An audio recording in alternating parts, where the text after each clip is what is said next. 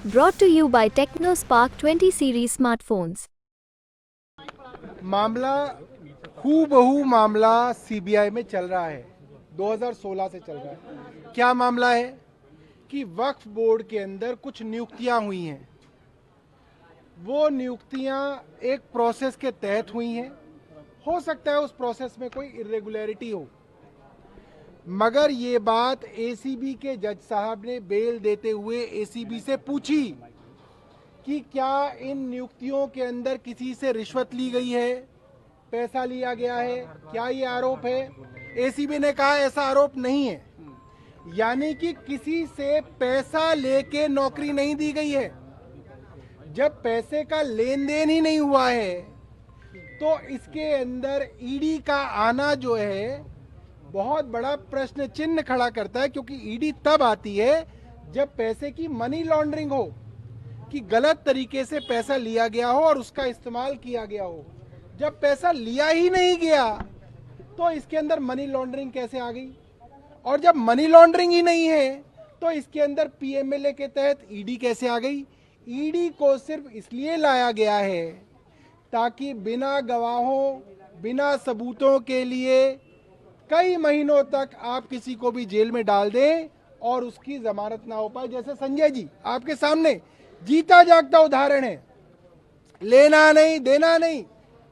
इनको 6 महीने जेल के अंदर रखा गया और देश की सबसे बड़ी अदालत सुप्रीम कोर्ट ने कहा कि जब सबूत ही नहीं है तो आप कैसे रख सकते हैं।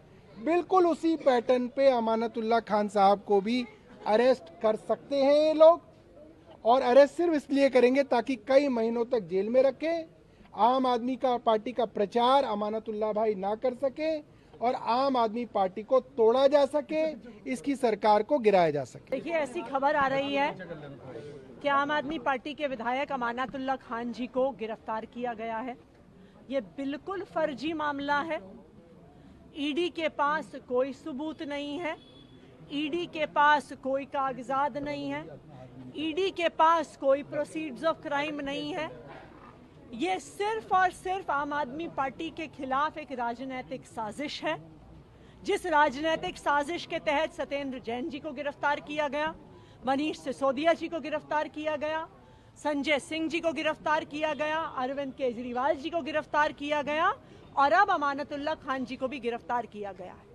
मैं भारतीय जनता पार्टी को और उनके मुखिया और देश के प्रधानमंत्री नरेंद्र मोदी जी को ये बताना चाहती हूँ कि वो आम आदमी पार्टी के हर मंत्री को, हर विधायक को, हर नेता को और हर कार्यकर्ता को भी जेल में डाल देंगे, फिर भी दिल्ली के लोग अरविंद केजरीवाल के साथ खड़े रहेंगे। दिल्ली के लोग अरविंद केजरीवाल को ही वोट देंगे, दिल्ली के लोग आम आदमी पार्टी को ही वोट देंगे। जिस तरह से विधायकों, मंत्रियों को लगातार गिरफ्तार किया जा रहा है और ईडी को इसका हथियार बनाया जा रहा है। मैं पहले भी कहता था कि भाजपा ही ईडी है और ईडी ही भाजपा है। आज ईडी को पूरा देश देख रहा है किस तरह से, जब पूरे देश में चुनाव आचार संहिता लागू है, एक एक चुने हुए प्रतिनिधियों को प्रचार से रोकने के लिए गिरफ्तार किया जा रहा है।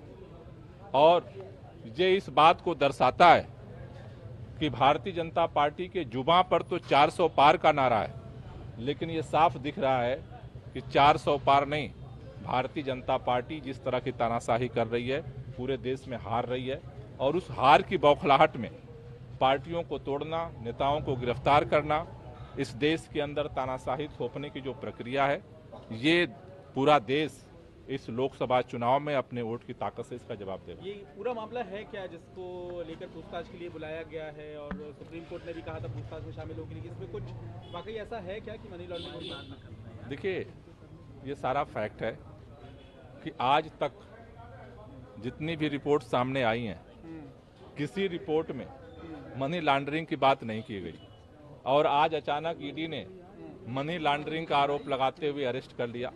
तो ये केस भी उसी तरह का केस है जैसे पुराने सारे फर्जी केस बना करके टारगेट क्या है, चुने हुए प्रतिनिधियों को जेल के अंदर डालो, प्रचार से इनको रोको और सारे विपक्ष को ठप करके चुनाव जीतने की रणनीति बनाओ।